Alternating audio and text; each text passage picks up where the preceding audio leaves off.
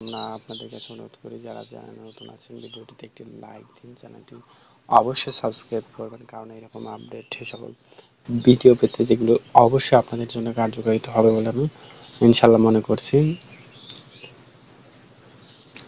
আজকে মূলত জাতির জনক বঙ্গবন্ধু শেখ মুজিবুর রহমানের নেতৃত্বে আমাদের এই বাংলাদেশটি স্বাধীন হয়েছে, সেটি কিন্তু দেখা যাচ্ছে বা বোঝা যাচ্ছে।